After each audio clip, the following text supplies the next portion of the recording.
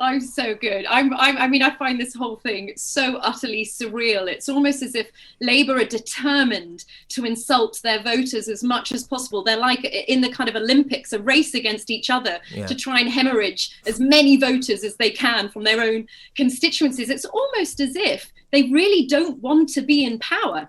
I Yeah. think they've realised they're so unelectable that actually shouting from the sidelines and making sure their tentacles are around every academic institution in the country is enough.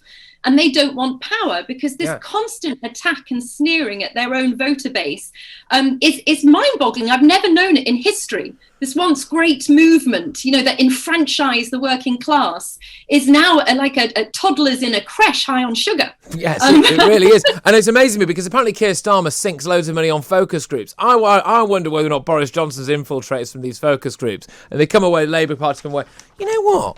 Turns out the public that elect us really like it when we call them thick, and I think we should do more of it. We should call them idiots more often. I mean, I don't understand it really. And isn't this, as I said before, the kind of the last refuge of the perennial political loser, right? To instead of maybe fronting up some of your own flaws, you go, well, that lot don't get it because they're thick, Yeah. But they've been doing it for some time, and they'll do it again over climate change. They're doing it over COVID. If they are unelectable, if they can't win over the voters by their argument, they resort to insults. They resort to dehumanizing and discrediting. They try to discredit the voters and the Brexit vote for years. This is the kind of, I mean, look at those. You're showing a great image at the moment of the shelves. This tweet said, "You thick TWATS." And when Chris, I don't know if you've seen his recent apology on Twitter, the MP who retweeted how thick Brexiteers were, his apology was apologising for the swearing, not apologising for the sentiment that Brexit voters were thick.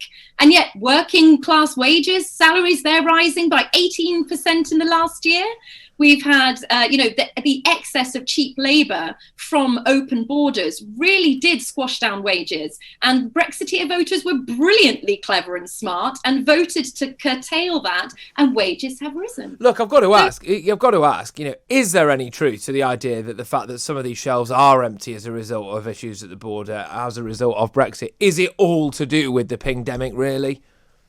Well, I think it's a combination. Obviously, supply chains through COVID have been disrupted. That's probably part of it. The idea that our shelves are empty. Well, I've never been to a supermarket with empty shelves once. We've left the EU, so I'm not sure where these photos are from. But they were claiming that the farmers can't get fruit pickers. Well, I'll tell you what, there have been many instances of actually British farmers exploiting cheap labourers from Eastern Europe, paying them the minimum wage while forcing them to pay for their caravans and food. So actually, in reality, they're only paying, a few pounds an hour, and then refusing to employ the local British workers as fruit pickers because they'd have to end up, paying the £8 an hour instead of being able to take it out of their food and accommodation. So that's one of the reasons why there may be a small lack of supply of fruit, is because they need to up their wages and respect and employ local British domestic workforce. It's not all down to Brexit. The whole thing needs to be reset. We need to train, enjoy, and invest in our domestic workforce first before we look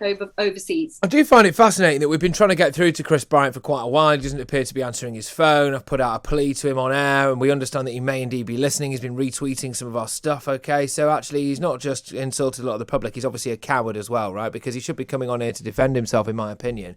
And I just don't understand why he wouldn't be doing that. Now, look, let's get back to that issue, right? Which is that I think a lot of the people in this country on the left, right, think that actually this country isn't great. They don't like this country. They don't like the idea of it. They don't like our flag. They don't like our national anthem. They don't like our history. Is this just an extension of that now? Do you think they actually don't like the people either? They think we're thick? I think they cringe at their fellow British man and woman. They cringe at us. They hate anything to do with love, respect, or admiration for this country. I think it's a reflection of their own self-loathing, if I'm being really honest. I think only an incredibly insecure, self-loathing person would project that onto other people they don't know. Yeah. And in my many campaign walks up and down the country, that the Brexit voters I met may not have had a degree in gender studies at Cambridge University or whatever the left love at the moment, but they knew about the Chartists, the Levellers, the history of their vote. They understood about having democratic agency, so they were educated in many other ways. This gammon slur that they started to ping out towards white men, this racial slur, again, it's another way the left dehumanizes people that don't vote for them. Absolutely. It's actually a much more dangerous and scary thing, and they legitimize racism and bigotry, and they have open season on the white man at the moment. I don't know why. This is one of the things, right? Like, when I'm out and about, and obviously a lot of my friends now are Brexiteers, a lot of them remain as well, as you can imagine now, and I honestly had not really heard any of my Brexit mates, or indeed really kind of any Brexiteer, haranguing Remainers in the street. I haven't really heard or seen any of that stuff. I certainly haven't heard any of my mates be racist towards someone. I have heard a lot of Remainers haranguing Brexiteers in the streets. I have heard a lot of Remainers being racist towards basically white people a lot of the time. And I don't really understand it. There seems to be a discrepancy there. And the black Brexiteers in the Brexit Party had an incredibly torrid time from Remainers who were very racist towards black Brexit voters. They were like, "Why, you should be voting. You're not voting like a black person. You should vote like a black person and stay in this political box." And they said it was the first time they'd experienced racism in Britain was from, arch Remainers who were so distressed that people of colour didn't vote the way they wanted them to vote. So I think there is a bigotry from the left in Labour and from the arch Remain side, a real bigotry and racism that is acceptable, and they justify it and they sanction it. And it's been one of the most dangerous forms of political coercion that we've seen since 2016. Thank goodness they didn't win, and thank goodness they're not in power. Yes, absolutely. Belinda, thank you very much for your time, as always.